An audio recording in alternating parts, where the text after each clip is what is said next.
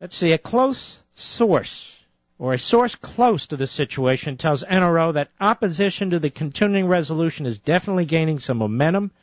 Today, freshman Senator Marco Rubio, who you just heard, announced he would vote against the bill, assuming he can make it past the House, which still seems likely, but as this GOP freshman class has proven in the past, you can't take anything for granted.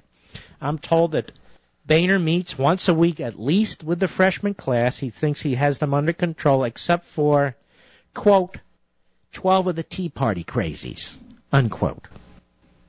That's what I'm told. Now, in addition to Jordan, freshman Representative Tim, how do you pronounce this name, Mr. Producer? The Republican from Kansas. Huelskamp, who we're going to have on this program in an hour, because he's taken the lead. He was the first one to step out.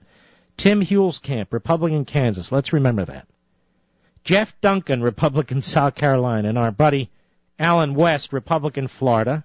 Also John Fleming, Republican Louisiana. These are freshmen who have announced their intention to vote against the short-term bill. I guess they're a handful of those 12 crazy Tea Party guys, huh? Now, up in New York, freshman Republican Michael Grimm. Remember one of his constituents called last week, said Grimm, while his office was non-responsive, if not misleading.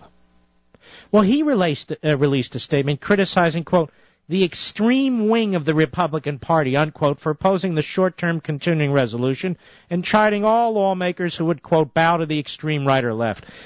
He must be getting his orders from the top, but either way. So now you're extremists.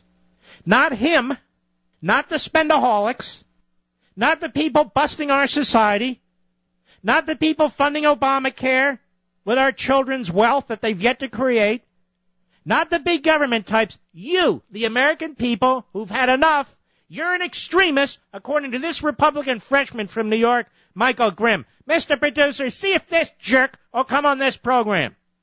Michael Grimm. I want to know what an extremist is in this guy's view.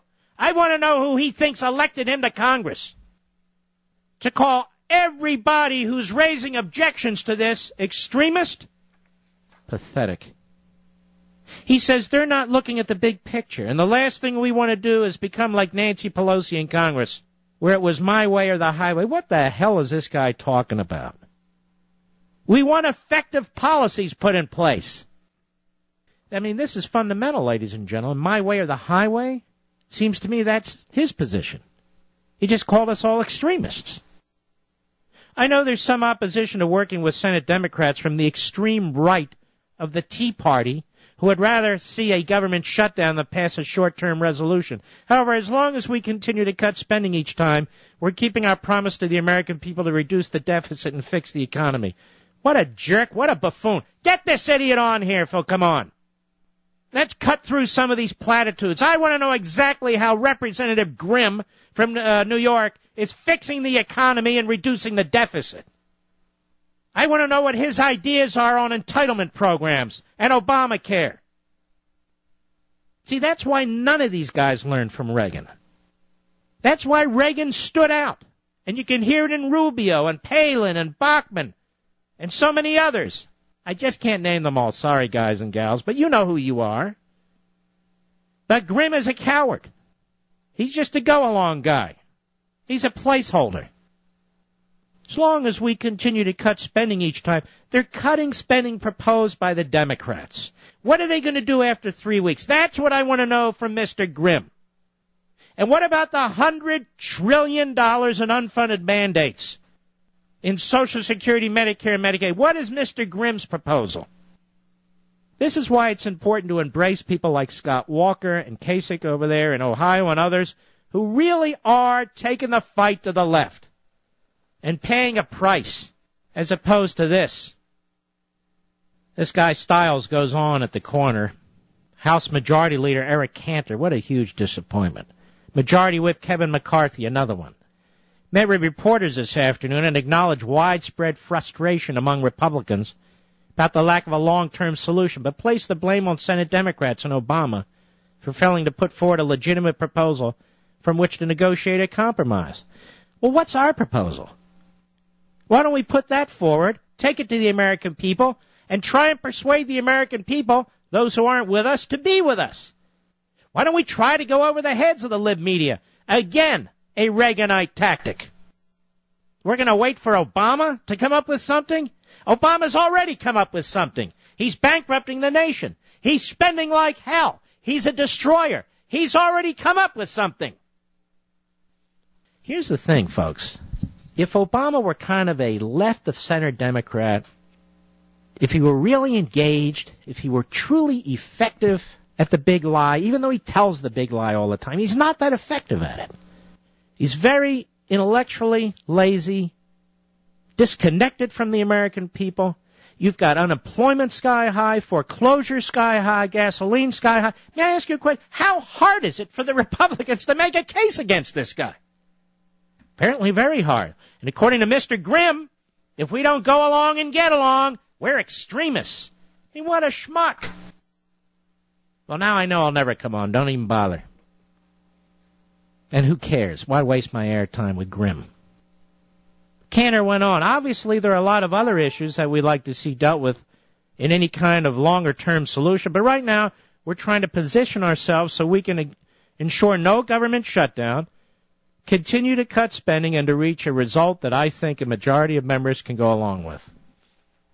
Do you understand anything he just said there? Other than, please don't shut down the government. My God, what will we do? What will we do without the paper pushers? What will we do if we can't get to a national park for 2 or 3 weeks? Oh, my God, the pain and the misery. And was I not the one to point out a month ago that Social Security checks continue to go out? That the military continues to function? As do the Border Patrol and the FBI and the CIA? How is it that only the government is immune from cutbacks? Oh, we're extremists. Excuse me, I forgot. All of you cut back.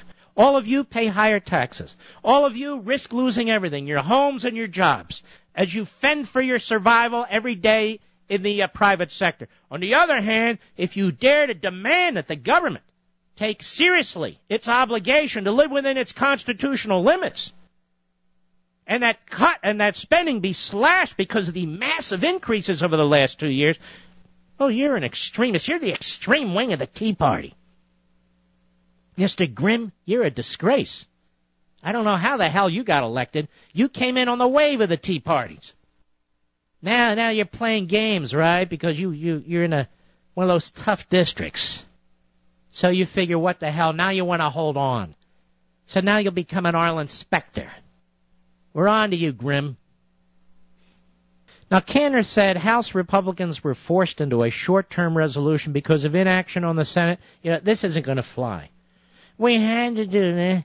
We had no choice. We had to do this because Obama's so mean. And Harry Reid, he won't help. So we have to do it this way. No, you don't. You don't have to do it this way at all. You want to do it this way. And you're such bad strategists. You're saying, please, Mr. Obama, don't shut down the government. We don't want to be blamed for it. And by the way, even listen to the terminology. Are we shutting down the government if Social Security checks are still going out? Are we shutting down the government if the United States military is still in full force? Are we shutting down the government when the Border Patrol and the FBI and the CIA and other essential functions of government are working? So why do we even play this language game with them? We're not shutting down the government. We're shutting down the non-essential parts of the government. Non-essential. I didn't invent that word. Not only is it in Webster's, it's a word the bureaucracy uses to define the people it's going to send home. So embrace it. We're going to shut down the non-essential parts of government. So let them go to a national park with a camera and show the Grimm family, for example. They can't get into the national park. Oh, my God, they can't get into Yellowstone. What are we going to do? What are we going to do? Now, the fact that you, the American people, the taxpayer, inconvenienced in a very significant way, the fact that future generations are inconvenienced with what's going on in Washington, D.C., with these outrageous, irresponsible spending plans, that's extreme to stand up for that. But the national, wait a minute. Now, I told you I already had a solution to this. Call it wilderness. where human beings, for the most part, are not allowed to travel. Oh, Yellowstone, for this month, it's wilderness. Oh, okay, cool. We want you to leave the grizzlies alone, the wolves, the poison ivy. They need a break. We're going to give them a break for a month, so stay out. Obviously, I'm tongue-in-cheek, but this is Keystone Cops, folks. Cantor says, let's get serious here. Let's make sure that we don't shut down the government. I hope this is the last stopgap measure. But as I say, my buddy David Limbaugh in his column coming out tomorrow, he points out, boys, that's exactly where you're headed because of your strategy. No, what are we going to do now? They're going to shut down the non-essential parts of the government. Why don't you guys go home for a couple of months, too? Take Obama with you. Pick out a few nice golf courses. Have a grand old time. Get the hell out of Washington and leave us the hell alone.